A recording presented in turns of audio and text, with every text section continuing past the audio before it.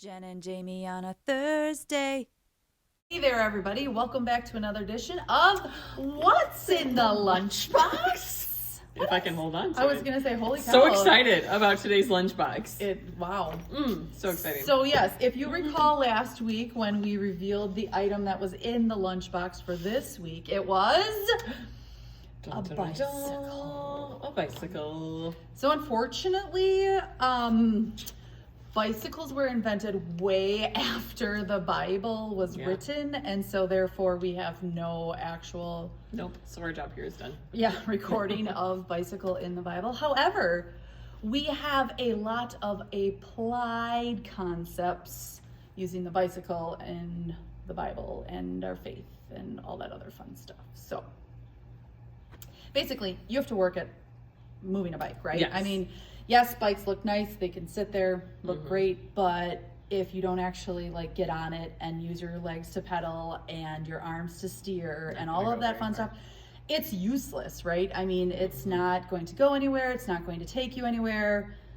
You're not going to get tired or enjoy a free ride depending on, what the road looks like.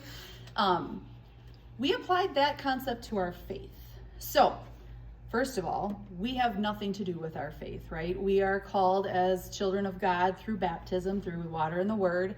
And it is totally, our faith is given to us by the grace of God. And it is something that was given to us because of what Jesus did for us to save us. So we are not by any means saying that we are active at all in our faith. But faith in us is useless unless we share that faith and use outward actions to show others that Jesus is in us and that we are his children.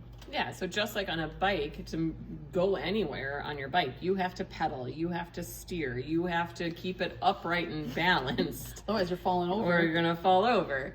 That's our faith life. Our faith life, out of gratitude, out of thanksgiving, out of joy and wanting others to know, we share the good news. We share our faith. And so we do a little work. Sometimes it actually looks like work. Like you might be packing lunches for somebody. You might be cleaning up somebody's yard. You might be volunteering at church.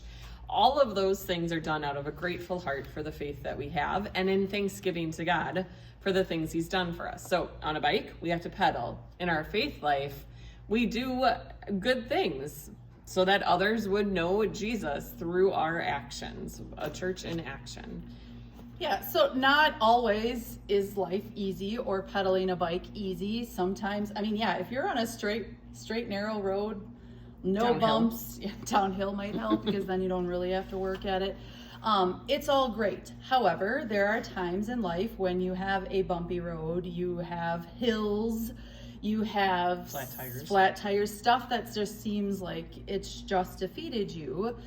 You always need to remember that, yes, while you are trying to work that bike and make it go, we have nothing to do with it. It is God who gives us, by the grace of Jesus, through his death and resurrection, everything that we need. So Jesus, when he died, he defeated sin, death, and the power of the devil. So that gives us encouragement because he is always with us. He is not going to, you can pretend you have a tandem bike, right? Like, yeah, it might be getting difficult for you, but Jesus is with you and he is pedaling, he is championing for you.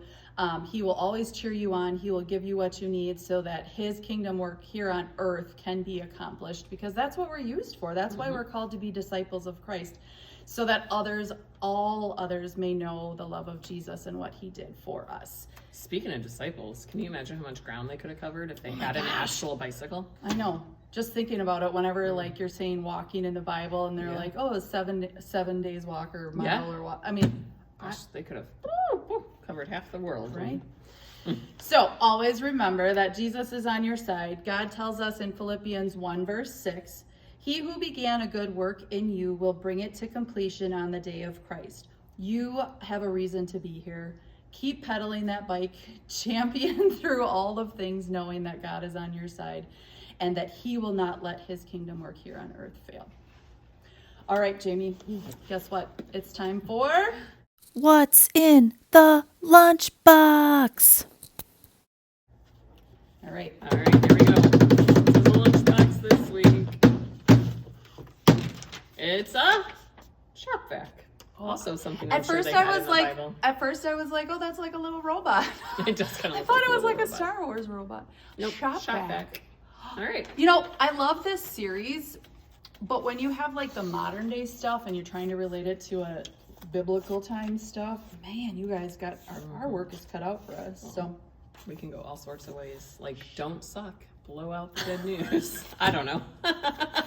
be like Mary and Martha. Yeah, Martha. Shoot, Martha could have sat at Jesus' feet if she had a shop vac to clean up the house. Yeah, it would have been done way faster. For sure. All right. Well, Jamie and I clearly have our work cut out for us and need to go investigate I thought those were brilliant ideas. how we can connect a shop back to the Bible. So we will see you next week on What's in the lunchbox?